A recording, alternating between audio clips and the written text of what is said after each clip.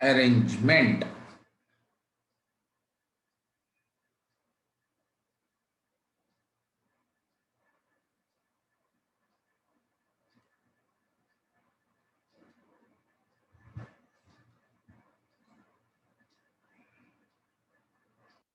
Not sure about the spelling, maybe you can find out. Okay. So derangement is if there are say 300 seats in an auditorium and 300 tickets. Find number of ways.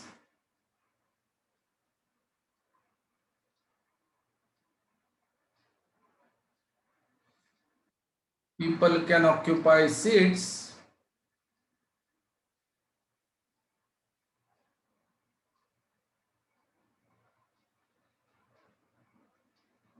such that no person is in correct seat.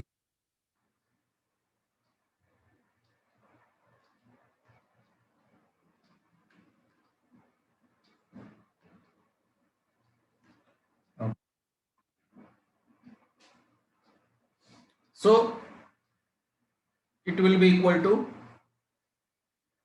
300 factorial.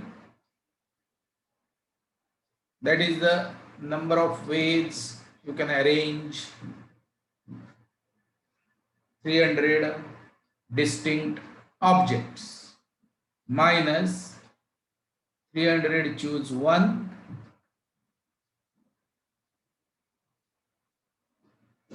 299 factorial plus 300 choose 2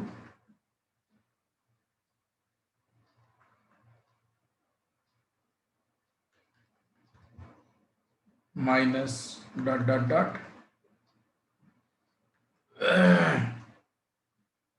Now what will be the last term? 300 choose 300 choose 299. When it is even number, it is positive. When it is odd number, it is negative. Therefore, 300 choose 299. These two guys add up to 300, 1 factorial plus 300 choose 300 into 0 factorial. That will be the answer for derangement. How many ways you can make sure that no person is sitting in its correct position? These many ways. Now, if it is for n number,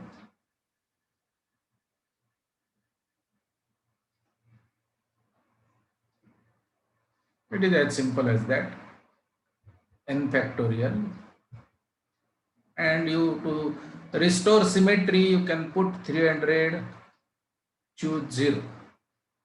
So this is n choose 0, n factorial minus n choose 1, n minus 1 factorial plus n choose 2, n minus 2 factorial minus dot dot dot, and we can write this in sigma notation.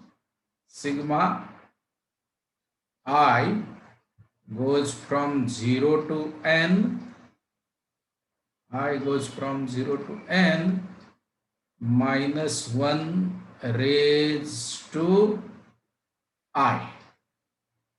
If I is equal to 0, it is plus. If I is equal to odd number, it is minus. So minus 1 raised to I, n choose I into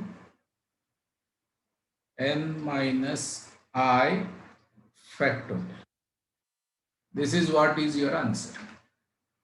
Sigma I goes from 0 to n minus 1 raised to I, n choose I, n minus I factorial. Keep adding till you end. I mean, last term will be 0 factorial. If you put I is equal to n, it will be 0 factorial here. N choose n, that is 1. And I, depending upon whether even or odd, if it is even, then this will be plus. If it is odd, then this will be minus. So derangement problem, word problem, you need to identify that this is a derangement problem and directly apply formula.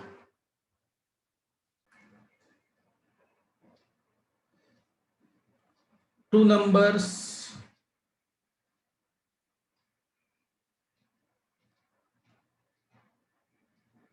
are said to be coprimes if and only if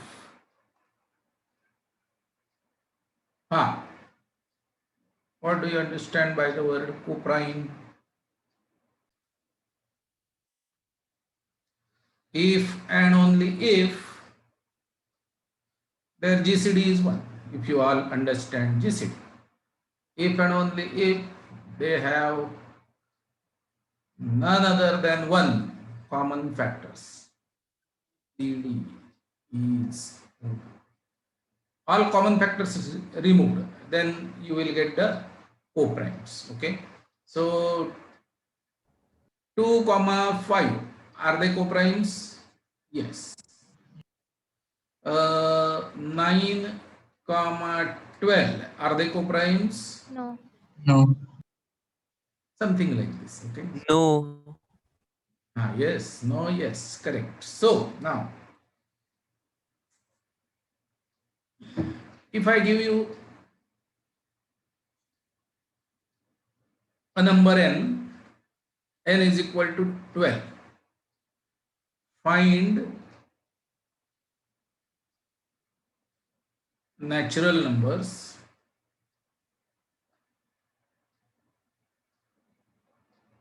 between 1 to 12 which are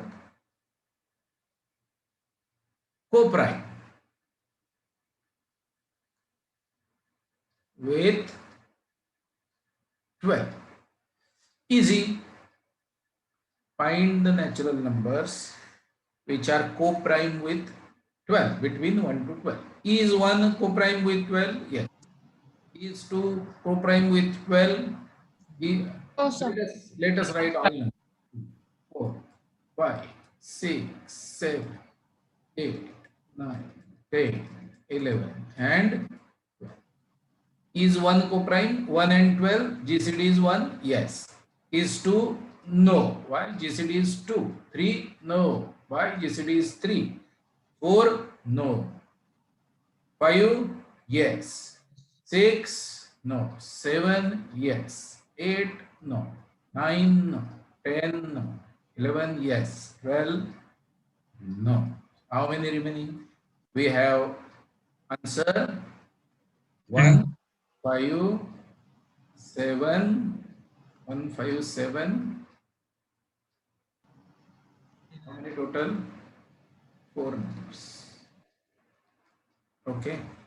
Now, whatever we are writing here, natural numbers between 1 to 12, positive integers, natural numbers, positive integers between 1 to 12, which are coprime with 12, is 4. This is what is denoted like this. Phi of 12 is equal to 4. Phi of 12 is equal to 4 and phi is called Euler, EULER, totant function.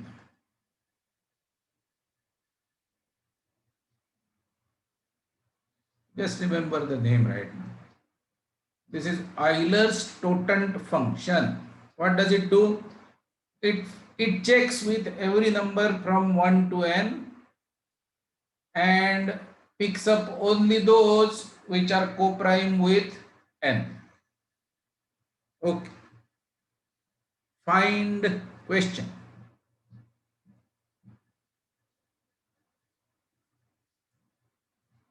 Phi of 70, little less. Find phi of 24.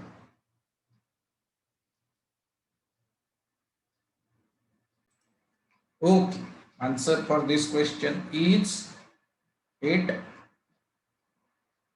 Good. Now let me give you a bigger one.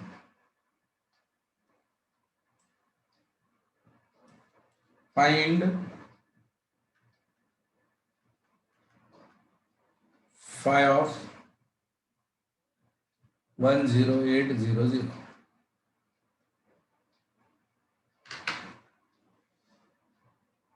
आता असं नका म्हणू sir आम्ही खूप लहान आहे असं नाही म्हणायचं. Sir, can you give 2 minutes? Let us figure out this. You must have solved this problem by writing this way, enumerating, but that is how it is not supposed to be solved, because let me explain the way I should have solved this 12 also. 12, I will first factorize 12. 12 is equal to 2 raised to 2, 3 raised to 1. So there are two factors as far as two prime factors as far as 12 is concerned. So therefore 2 cannot be co-prime with 12 because it is a prime factor of 12. And if 2 is a prime factor, then 2, 4, 6, all of them will vanish because of 2 only, because they are multiples of 2. Vanish and vanish. If you end up getting one prime factor, all its multiples till a number, because number is divisible by that prime factor. Therefore, all the numbers, all the multiples between n and the prime number, say p1, are gone. So you remove them. Maybe how do I calculate how many to remove? So maybe in this case 12 divided by 2 is equal to 6. So you remove 6 out of 12. They are out because of 2. 6 out because of 2. Which other prime number is a factor of 12? 3. Okay. Because of 3, 3 is gone. But because of 3, all multiples of 3 gone. Oh, 6 is gone because of 3. 9 is gone because of 3. And again 12 is gone because of 3. Can you see this mechanism? So 3 is responsible for removing 4 out because of 3. My goodness. But then 12 minus 6 minus 4 only 2, but that is not correct answer. Why is that not correct answer? 12 total numbers available, minus 6 because of 2, minus 4 because of 3, and if we stop here, then we get answer 2, which is not correct. Why? Because we are included 12, excluded because of 2, excluded because of 3. But then you should include because of 2 and 3. Arey, samajhte ka? That is why this inclusion exclusion principle is important. So include because of 2 and 3. What is 2 and 3? 2 into 3, that is 6. So 12 divided by 6. So if you really look at it, 6 is gone because 6 is 2 into 3, and it is divisible by, it is a factor of 12, therefore it will go. And because 6 is going, 12 is also going, right? Therefore 12 by 6 is 2. And here I have written out because of 2, out because of 3. Now in because of 2, 3. Oh, Therefore, 12 minus 6 minus 4 plus 2 is equal to 4. And that was our answer. That is the mechanism we should understand while dealing with smaller numbers. Let us do the same case with 24, not making so much of drawing, but 24, include 24 minus, what is 24? 24 is at 3 24, 2 raised to 3, 3 raised to 1. So 24 minus 24 by 2, that is because of 2, all division, all multiples of 2 will go, total how many will go? 12 minus 24 upon 3 plus 24 upon 6. How much is this? 24 minus 12 minus 8 plus 4 is equal to 8. That is what was our answer. Very good. So let us do it by this method. Okay. So let us first factorize 10800. I don't know whether you can factorize quickly or not, but let me show you one method of factorization which I learned when I was of your age, or maybe lesser than that, little lesser than that. 10800. I don't know in school these days this is taught or not. Maybe the bigger factor, let us remove first, which is 5.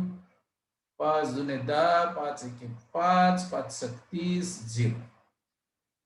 2, 5 Chowk, sorry, one more time 5, 5 Chowk 20, 5 3 15, 5 दूने 10. Okay, so 5s are gone.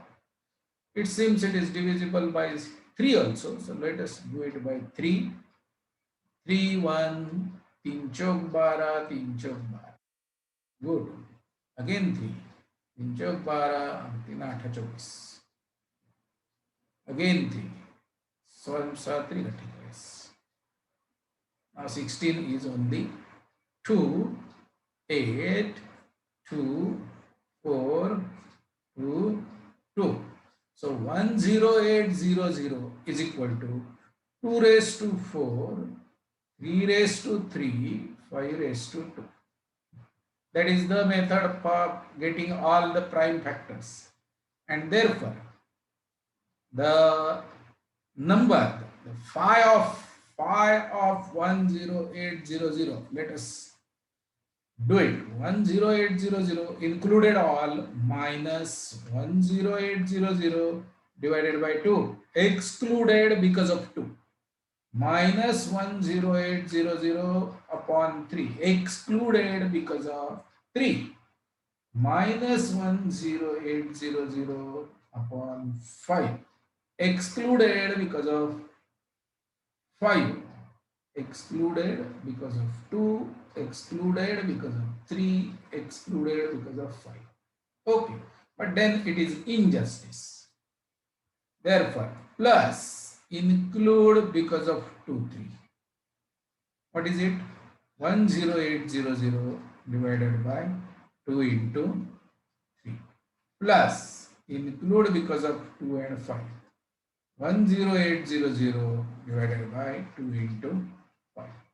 Plus include because of 3 and 5. 10800 divided by 3 into 5. Oh, but then still it is injustice. Minus exclude because of 2, 3, 5. 10800 divided by 2 into 3 into 5. Now, if we get all these numbers in place, you help me to get them. 10800 minus 5400 minus 3 3 9, 3 18 00 minus 5 2 10, 5 1 5, 5 36, 5 0 plus 6 1 6, 6 5 66, 66 42, 6 8 48, plus 1080 plus 15 720. उधर से 105 3 15 दूनी 30 minus what is this number 360. 30 ने भागायचं ना 3 ने already भागलं होतं मी 3 how much is this 360 360. Yes. 360. that makes it 2880 there are 2880 co-primes between 1 to 10800. Sir, can you just minimize it a bit? Okay, so let us write down the formula for Euler's total function for n. Okay, you write it. Then we will do something about it. Prime factorization of n is easier than 10800. Why? Because n is equal to p1 raised to k1, p2 raised to k2, dot dot dot, pr raised to kr. Suppose there are r prime factors of n, then this is what is n is. This is simpler. We did not have to do this business of actually finding out. Okay, and therefore if this is a prime factorization of n, tell me what is phi of n.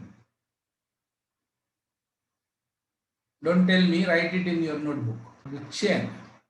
N minus n upon p1 minus n upon p2 minus dot dot dot dot minus n upon pr plus n upon p1 p2 plus n upon p1 p3 plus n upon pr minus 1 pr plus dot dot dot. Okay, if that is the situation. Okay, let me ask you one question. How good are you in algebra? I want to check. Can you factorize this? Factorize and show up. 1 plus a plus b plus c plus ab plus bc plus ca plus abc is equal to, show me factorization of this identity. Good. Factorization of this is 1 plus a, 1 plus b, 1 plus c. Okay, then can you factorize this? 1 minus a minus b minus c plus ab plus bc plus ca minus abc. Yes, sir. Therefore, it is 1 minus a into 1 minus b into 1 minus. Okay. Can you tell me the factorization of 1 minus 1 upon p1 minus 1 upon p2 minus 1 upon p3 plus 1 upon p1 p2 plus 1 upon p1 p3 plus 1 upon p2 p3 minus 1 upon p1 p2 p3. Yes, you can tell me this. It is 1 minus 1 upon P1 upon P1 p1 into 1 minus 1 upon p2 into 1 minus 1 upon p3, correct? This long expression will get factorized like this. Again, our rule, there are 8 terms. So it is 2 raised to 2 into 2 into 2, 8. That is what is happening here. And hence, the formula for total function is n inside bracket 1 minus 1 upon P1 into 1 minus 1 upon P2 into 1 minus 1 upon P3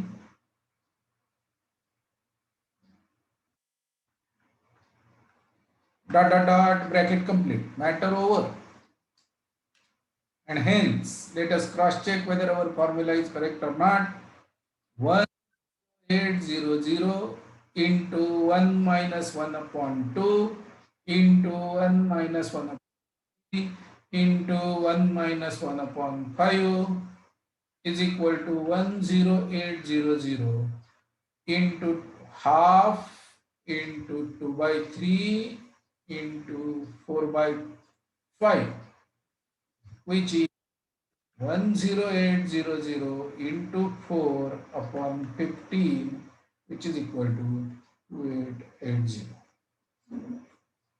Correct. So that is the power of the tool inclusion exclusion. That is what we learned in last 3-4 examples that we have taken. Derangement and this elbow notation where upper bound is there, it is exclusion. Which definition? You tell me which definition. Sir, I didn't hear you, so I'm asking. Definition.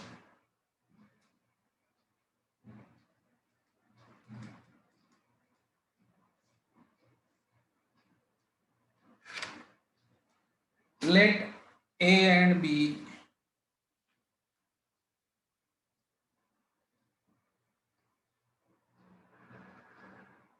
now before giving you definition of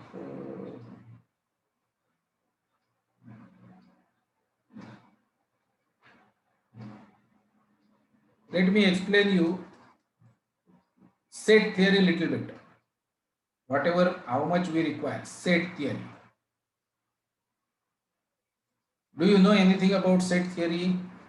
Let me find out.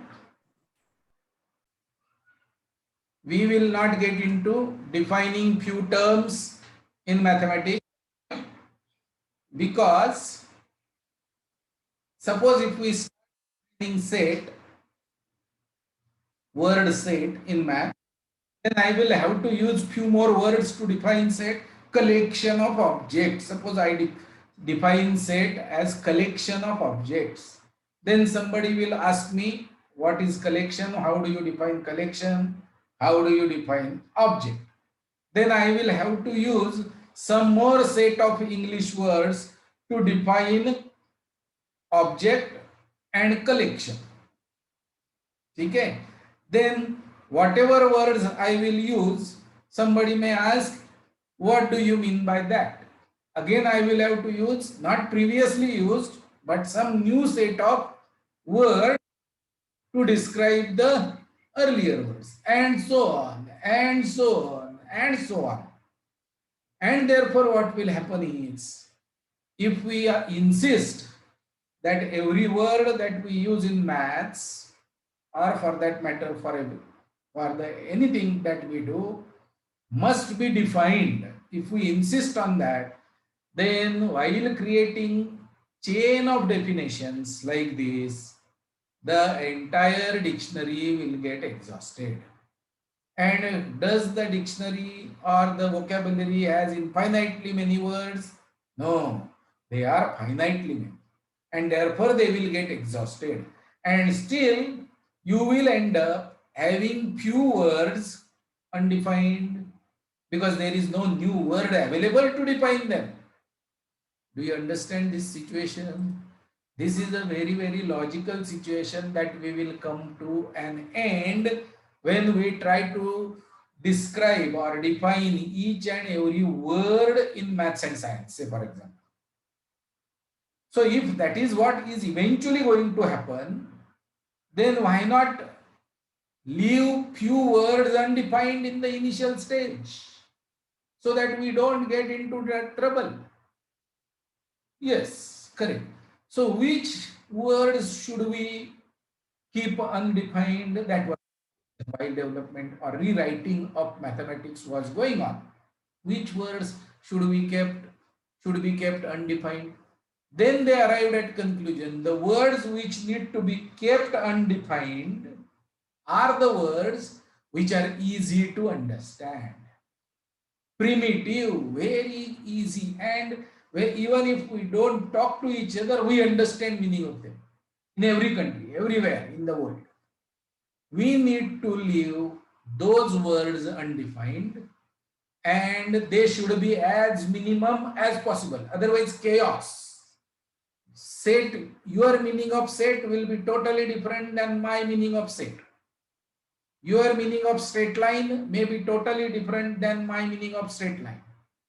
Your meaning of a point may be totally different than my meaning of point. If I leave many words undefined, then there will be chaos.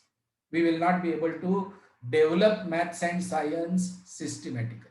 Therefore, what they agreed is, let us keep minimum number of words undefined and try to define as many words as possible. And the words which we will keep undefined are called undefined terms. So I have given a couple of examples in maths right now. Set is undefined term. Point, line, plane, space. You can say space is a set of points.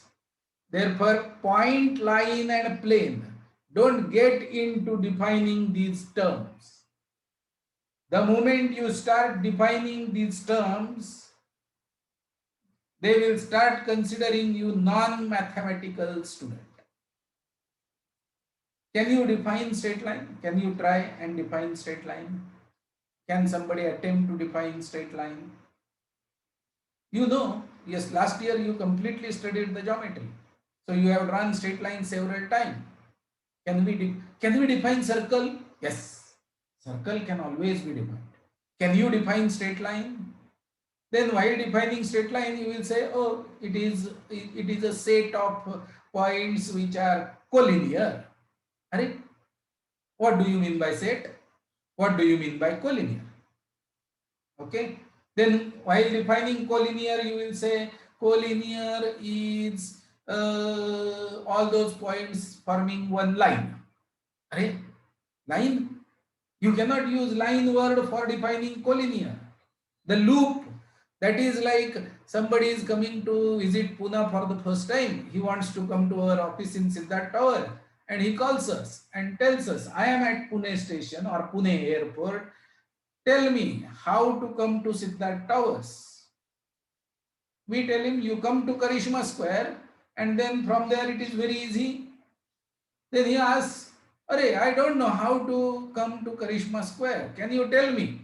Then I tell him, you come to Siddharth Tower first, and then Karishma Square is very near to Siddharth Tower. Then he will take the next flight back home and disappear. He will say, oh, what kind of people are they? They are telling me address like they don't want me to come to their office. We are not that bad. We will say, okay, loop is formed, and loop formation is not acceptable in mathematics. We should not form a loop.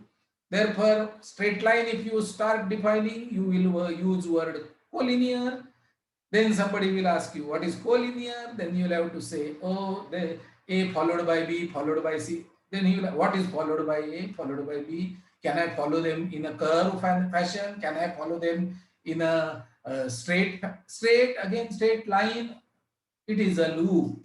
We cannot have a loop in place, and therefore deliberately few words are left undefined. Similarly, few statements are left unproved, because if you start insisting on proving all the statements, either it is true or disproved by giving a counter example, then you will use some statements to prove earlier statements, Then somebody will ask, Array, if you are using Pythagoras theorem to prove Apollonius theorem, then have you proved Pythagoras theorem? I will ask you. Then you will say, oh yes, we have proved Pythagoras theorem by 13 different methods, out of which 4 triangles in a square is our first proof.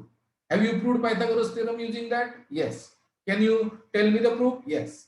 In that we have used SAS, test of congruence. Then I will ask you, have you proved SAS, test of congruence? So if I keep going back like this, then Apollonius theorem proof, when you say, I want to write the Apollonius theorem, this and this, then somebody will ask you what is the proof, you will write Pythagoras theorem. When writing Pythagoras theorem proof, you will write SAS. Then I will ask you whether have you proved SAS.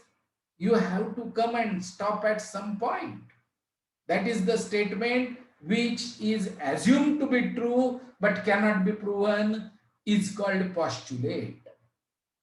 Statement which is true but cannot be proved or assumed to be true without proof is postulate or axiom. The statements which can be proved by using previously proved theorem or the axioms is called theorem. समजतंय का सगळ्यांचं लक्ष आहे का? Yes, sir. Yes, sir. Yes, sir. Undefined terms and postulates or axioms are very, very important in maths and science. And one of the important undefined term in maths that we are discussing right now is set. The moment somebody asks you, define set, you should tell set is undefined. Then he will not ask you 10 mathematics difficult questions after that. Because he will understand, Array, this boy has studied maths right from the basics. The moment you start attempting defining set like it is a collection of objects, like objects, and everyone, etc., whatever words you use, then he will catch you and start asking you 10 different questions after that. Set is undefined. That does not mean subset is undefined. Oh no, we will define subset. Because we know now what set is. I can use word set for defining subset. Array, do you understand? Yes, sir. Sir, while I starting, don't have definition of point. I don't have definition of line. But the moment I assume that them as undefined terms, I can define circle, I can define triangle, I can define quadrilateral, I can define segment, I can define ray. I am not leaving ray undefined. I have taken straight line undefined. Ray can be defined. You must have written definition of ray in 8th standard. yes, sir. When starting, Is important. That is the understanding of building the mathematics, building science. These are the fundamental stones, fundamental steps that we need to take. And therefore, in set theory, set is undefined. Word set undefined. And there exists set is a postulate. You cannot tell me, sir, prove there exists set. I will say, Array, I have just put set as undefined term, started using set as a word. How can I prove that there exists set? I cannot prove there exists set. That is why first axiom of set theory is that there exists set. असतो, आपल्याला सगळ्यांना कळतं का set असतो. I am teaching a set of students who are presently in which standard? 9th standard in Pune city, in M. Prakash Institute, in some special batch. Set of students. Set of students. So we understand what do we mean by set. So there exists set is our first postulate of set theory. Now, it is actually the topic of 11th standard before we start functions, but because I am going to talk something about functions now, I have to discuss set theory a bit, and therefore I have to, if set is undefined, then I will denote set as like this. So I have to define how am I going to denote the set? Maybe A1, A2, A3, A. This is set of n objects. In curly bracket, whatever elements I put, they are part of that set. Okay, and then maybe if I am a teacher, students of 9th standard is under consideration. They may be students of 9th standard in the world.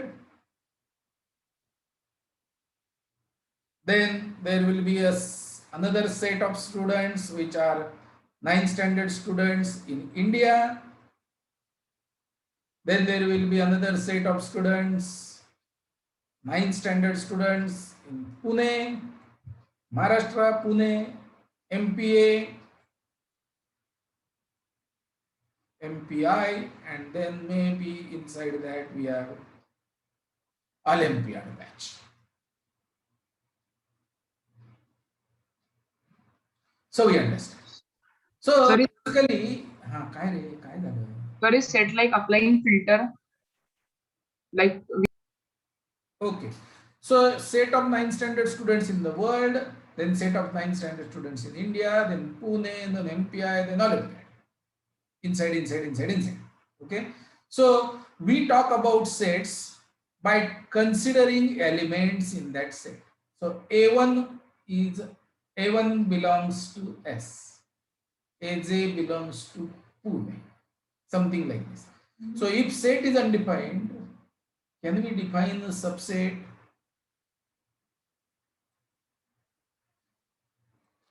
Define subset.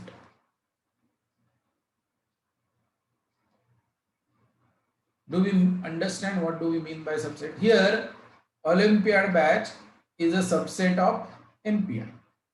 Olympiad batch is a subset of Pune. Olympiad batch is a subset of India. Olympiad batch is a subset of 9th standard students studying in world. And maybe this is a subset of all human beings on this earth. Universal set. A subset, or maybe not getting into too much technicalities, set A is subset of B if and only if. All definitions are if and only if. That means you can go from this side to that side of the definition or that side to this side. Both way they are true. A is a subset of B if and only if A1 belongs to A, then A1 belongs to A, A1 belongs to B. बघा पटतंय का?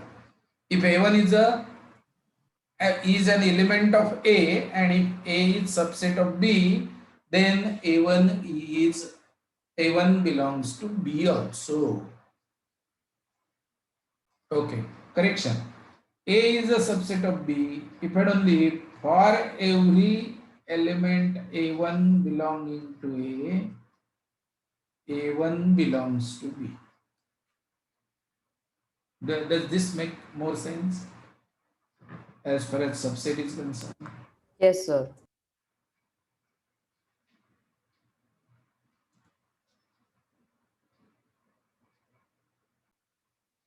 Null set.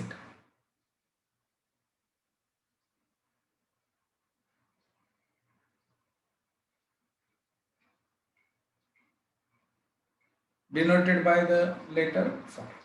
Set which does not have any element, 0 elements, is a null set. So, is null set subset of every set? Answer is yes. Null set is subset of every set. Now, if we start discussing on that, there will be many arguments which we can make, but presently you assume this to be true because I am telling you right now, and when at appropriate time we will discuss all these things with proof correctly. Okay, so empty set is subset of every set. Okay, let me give you one more definition. Power set.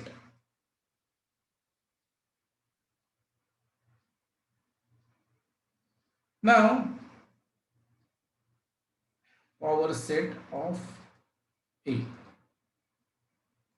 Let A be, say A, B, C. Three elements are there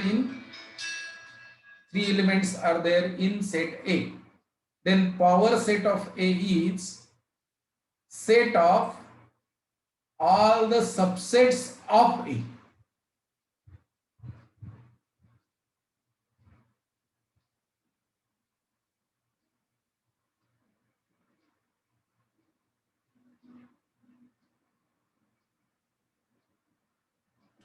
It's like that one A B A comma B comma C comma A B comma F. See, understand whether you understand this. This is empty set. This is set with one element. These are sets with two elements, all possible ways. Huh? These with three elements. If A is A comma B comma C, then all possible ways of subsets of A, they are put in one set and it is called power set. So here the combinatorics will come in picture. How many elements in power set? If original set has got three elements. If original set has got three elements, then how many elements in power set? It happens to be 8 in this case. 2 raised to 3. We will get back to it. How to find out and why is that 8? If B is say x comma y, then power set of B is big curly bracket empty set x y x y bracket complete. 4 elements. This is power set of B. Okay, so have you understood up to this point? I mean, this is basic, and as and when we require more knowledge about sets, we will discuss. But at this time, we pause, we stop for 10-12 minutes and come back and go back to our discussion on combinatorics. Sir, Okay, let me give you a situation.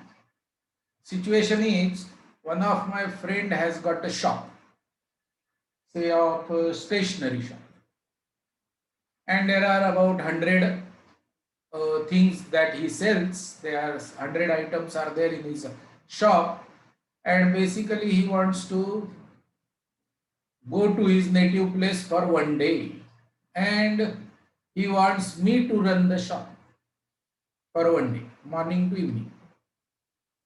Okay, so I go to his shop, he explains me which things are kept where, etc., etc., etc., and then he should give me one which indicates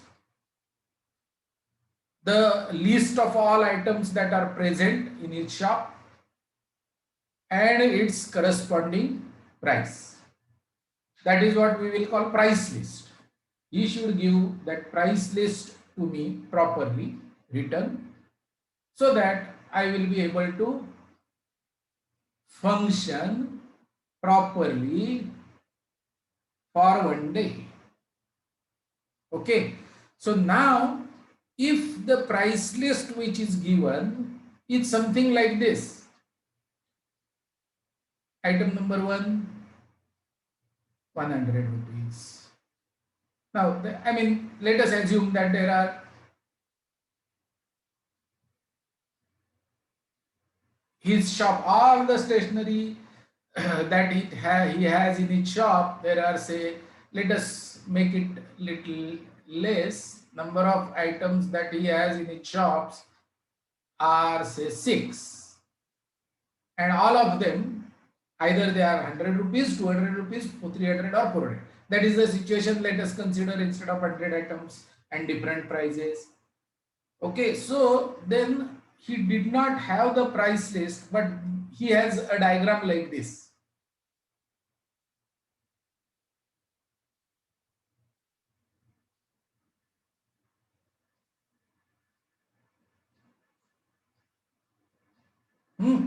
And he tells me that this is my price list. If he gives me this table, will I be able to function properly? If he gives this table to me and asks me to run the shop for 1 day, will I be able to function properly? No, sir. No. Why Yes. not? Because if customer comes and asks for I3, I won't be able to tell him the price. I won't be able to sell that. Yes, sir. Somebody asks for I5, I won't. Therefore, the price list must be such that each and every item that he has in his shop should be connected to some value or the other. Now, in this case, will I be able to function properly? Yes, sir. Yes, Yes, sir. Right, If sir. somebody asks for I1, I will say it is 100 rupees. Somebody asks for I5, I will say it is 200 rupees, etc. Now, case where some items are not indicated by the price, then it is difficult to function. And another situation, let me give you, when I will be having problem in functioning, if I to suppose this is the list, then somebody comes and asks for I2, I am confused whether to sell for 200 or 300. I will not be able to function properly. Do you understand this? Yes, sir. yes, sir.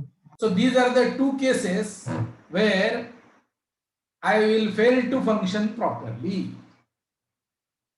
Let us now see what do we mean by set. Now the items in his shop are maybe denoted by a set I1, I2, I3, I4, I5, I6. Maybe let us call this set as set A. Set A is of all items present in the shop. Let us call this as set B. Elements indicate prices of different items. Okay, and this diagram that we have drawn, now let me correct it because it is not a function. I will remove this arrow. This diagram is a function. Okay, in other words, suppose I have a set A where I have numbers like some integers like -3, -2, -1, 0, 1, 2, 3. And I have another set B which has some numbers like 0, 1, 2, 4, 7, 9. And if I connect them by arrows like this, -3 is connected to 9, -2 is connected to 4, -1 is connected to 1, 0 is connected to 0, 1 is connected to 1, 2 is connected to 4, 3 is connected to 9. Suppose this is a diagram. Can I call this as function? Yes, because if this is a price list, I will be able to function properly. Every element in set A sends arrow and it is unique. It is not that any element does not send arrow. nor any element sends more than one arrow, I will be able to function well. So do you understand? This is the function. Now, this arrow diagram is a function, but every time drawing arrow diagram is difficult. So can you tell me what this function is? If the function is a box, yes. If you put -3 in it, 9 comes out. If you put 0 in it, 0 comes out. If you put 2 in it, 4 comes out. So can we call this box? Can we give that box some name? Square of. Is that okay? Square of -3, 9. Square of 0, 0. Square of 2, 4. Square of 1, 1. Square of -1, 1. Square of -2, 1. So this function is square of type of function, but it is not customary to show the function like this also. I mean, for explaining we can show it like this, but then while writing we need to be lazy and our notation should be very quick. Therefore, all the elements in the first set are denoted by variable x, and all the elements in the second set are denoted by variable y. So x is called independent variable, y is called dependent variable. Okay, why variable? Because I am taking x as a sample, but x can take value -3, x can take value -2, x can take value -1. In this particular problem, x can take these 7 values, y can take these 6 values, or maybe these 1, 2, 3, 4 values, and 2 values are not attained. That is fine. In set B, there could be more than one values which are not receiving any arrow. It is okay. So y is dependent. Y is dependent on whom? Y is dependent on x. So if you want y to be 9, then x should be 3 or -3. So y is dependent on 9. X is independent. You can put, tomorrow you can put 5 here. And then you have to put 25 in this set. Then only there will be this will be a function with this arrow. Do you understand? So x is independent, y is dependent, and we say y is function of x. And this function in this case is square of. Therefore, we write this as y is equal to x square. This symbol f is for anything, any function. Square it, square them. Here there is no mathematical function, so we can say this entire arrow diagram is a function. Any element in first set is x, therefore you operate function on x, you get y. See if you are understanding this. Now I can have 1, 2, 3, 4, 5, 6, and I can have set numbers here. All natural numbers, infinitely many elements. Then this is y, this is x, y is equal to f of x is equal to x square. If I say, then 1 will go with 1, 2 will go with 4, 3 will go with 9, 6 will go with 36. All are available. But in the same set, I can define something else. G of x. G is another name of a function. X cube. Yes, 1 will go with 1, 2 will go with 8, 3 will go with 27. X cube. That is what is the meaning of function. You put input as x, get the process done, the rule, let the rule operate, convert x into something that is, sometimes the function can be x.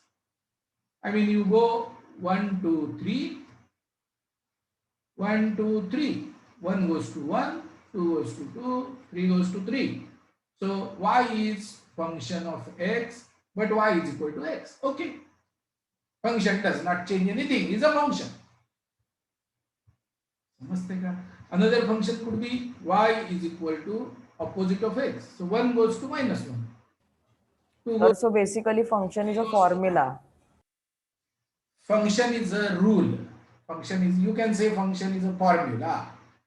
But then the basic requirements are there should be two sets. First set is called domain. Second set is called codomain.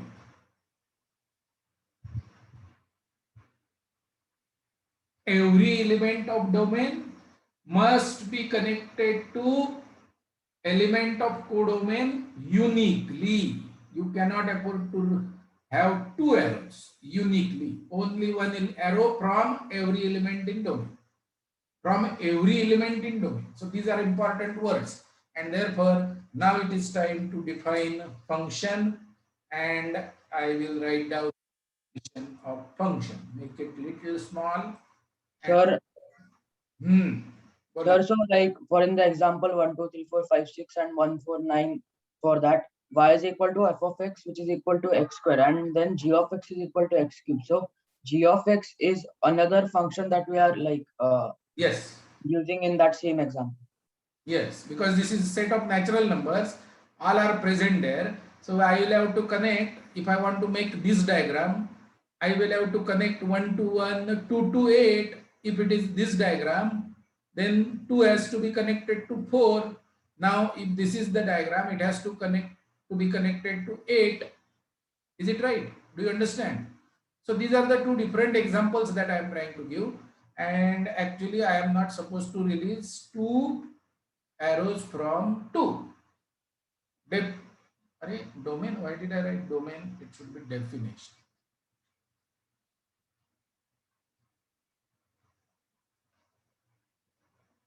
Write down the definition of function. Let a and b be two non-empty sets. If every element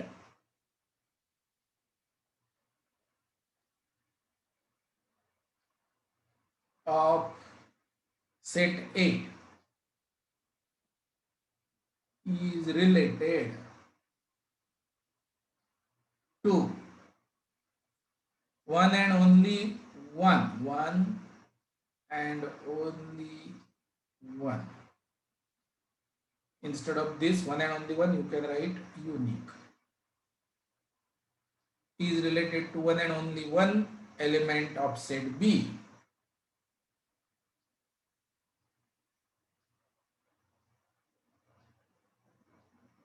Then such relation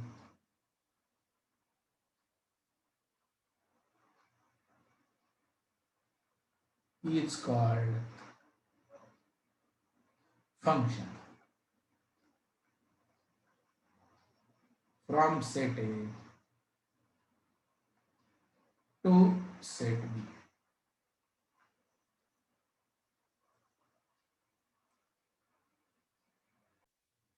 Suppose there are set A consists of A1, A2, A3,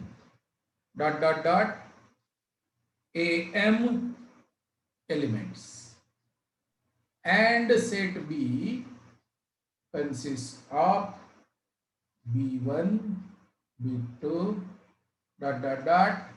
Bn elements.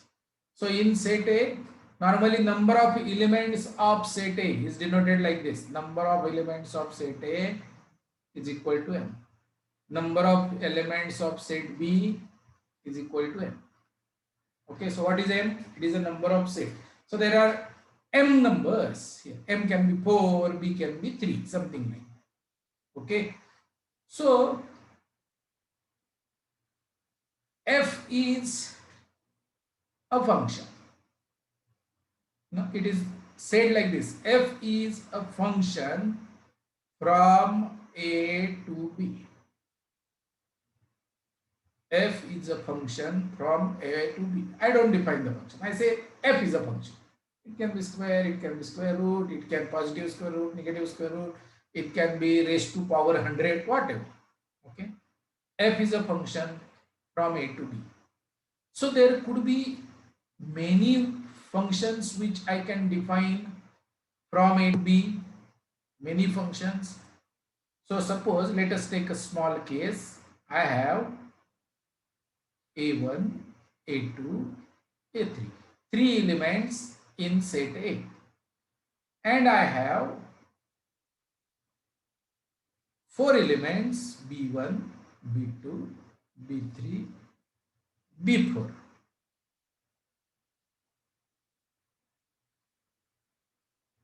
Four elements in set B. Then question is going to be how many functions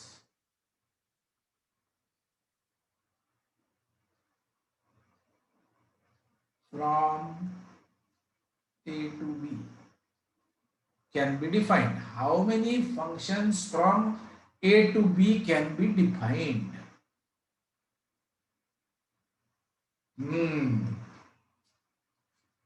In B there are only four elements. In A there are three elements. Question is how many functions from A to B? Think about it now. Having got all the information related to third record. In this case, number of functions will be 4 for A1, 4 for A2, 4 for A3, therefore 64. Very good. Hence,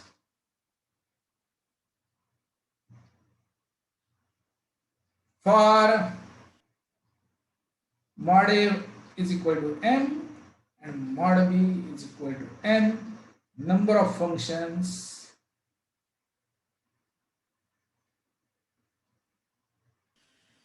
equal to N raised to M. Sir, but after Basically, let me explain it in a little different way also. All the functions are going to look like this. How? It is going to be ordered pair, and the first number in the ordered pair is A1 followed by some other number from B. Then ordered pair, first number 2 followed by another number from codomain, and A3 comma.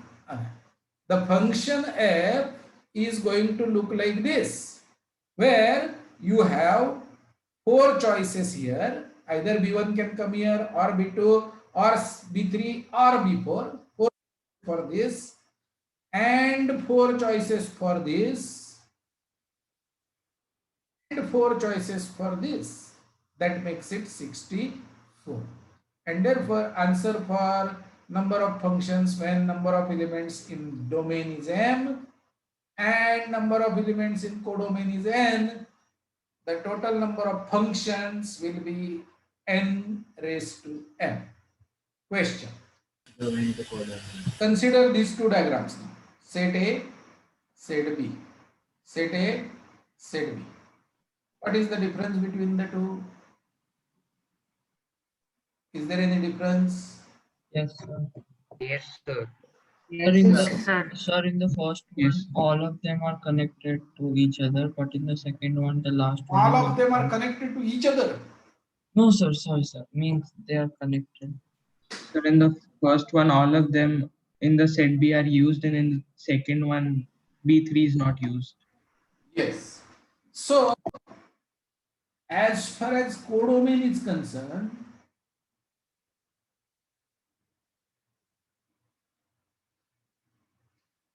all the elements in codomain receive some arrow or the other. One or more than at least one arrow.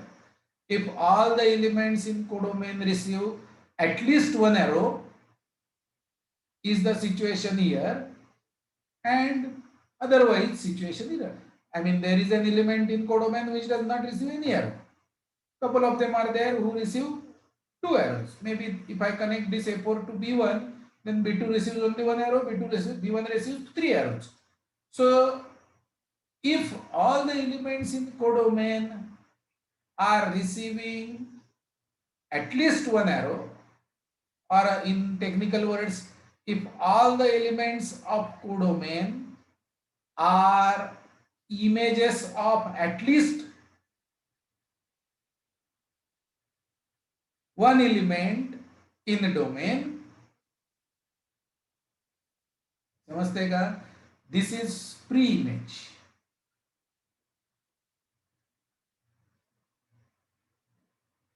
This is image.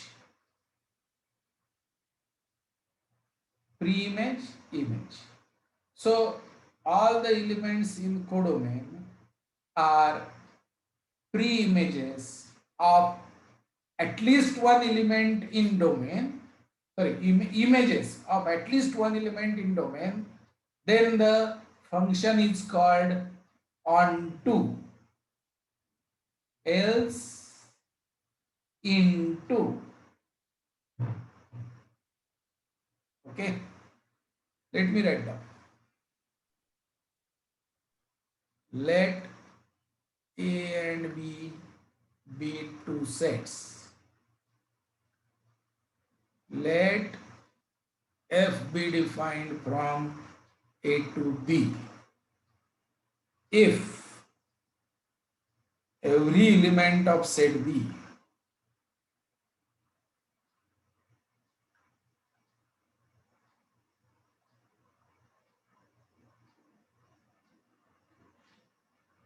is the image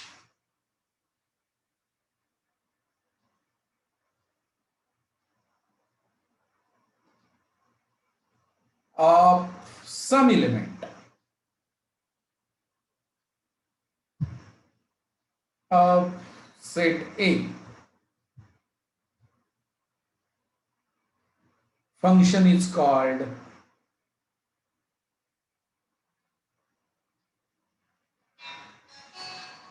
onto function.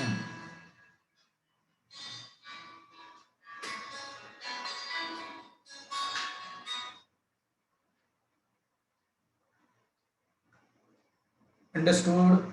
That is the definition. This is called onto, this is called into. Now into is easy to imagine and remember. Into is all your arrows are going into the codomain. That means there are elements which are not receiving some arrows. However, this is onto, every element is busy. So the next question is, if set A has question, A has 4 elements. Urgency okay. Question. A has 4 elements and B has 3 elements. Find number of onto functions from A to B.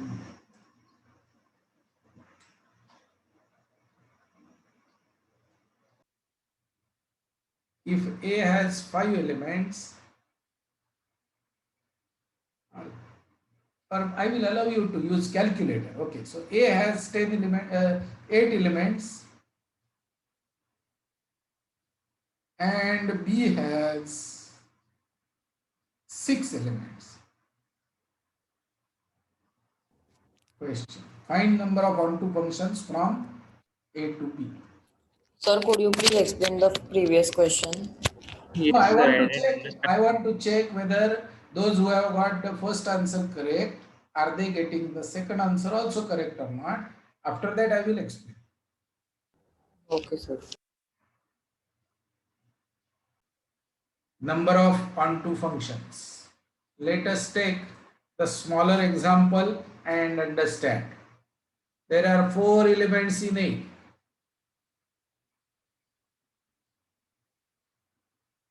And 3 elements in B. Onto means each and every element in set B should receive at least one arrow. It is difficult to calculate. And therefore, we calculate total number of functions from A to B, 3 raised to 4. We already know how to calculate this. For A1, we have 3 options. For A2, we have 3 options. For A3, we have 3 options. And for A4, we have 3 options. That makes it 3 raised to 4. Now, if any one of the 3 elements is not receiving arrow, that means the function is going to be something like this. So, if one element does not receive arrow, that is not onto function. Therefore, if one element does not receive arrow, can I find out the number of functions? Yeah, because in codomain, if we consider only 2 elements out of 3, then number of functions will be 2 raised to 3.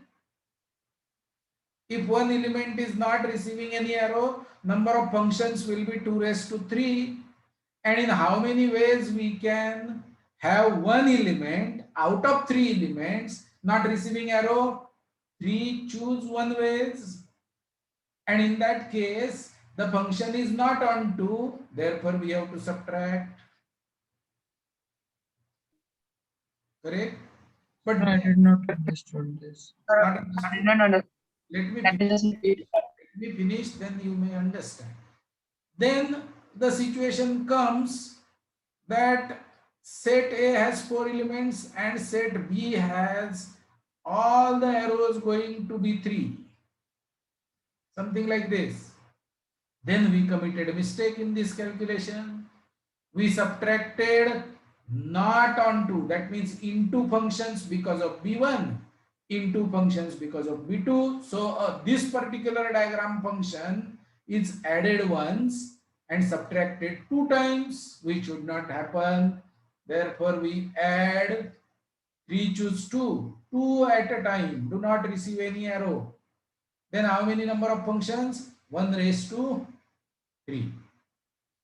Okay. And then next, if you want to write down what do you want to subtract? 3 out of 3, 0 raised So 1 raised to 4 and 2 raised to 4. Arey, हाँ, everywhere. Yes, sir. That was Where it why I should was be. getting confused. Everywhere it should be 4. Now, if you count this, this is 81 minus 48 plus 3 minus 0 is equal to 36. That is what our 36 answer is. Inclusion, exclusion principle.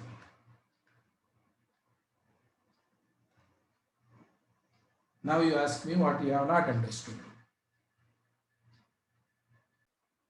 Therefore, answer for second question is simple. 6 elements in B. So 6 choose 0, 6 raised to 8 minus 6 choose 1, 5 raised to 8 plus 6 choose 2, 4 raised to 8 minus 6 choose 3, 3 raised to 8 plus 6 choose 4, 2 raised to 8 minus 6 choose 5, 1 raised to 8 plus 6 choose 6, 0 raised to 8. Include, exclude. And we can write this in sigma notation. Sigma R goes from 0 to 6. 6 choose R into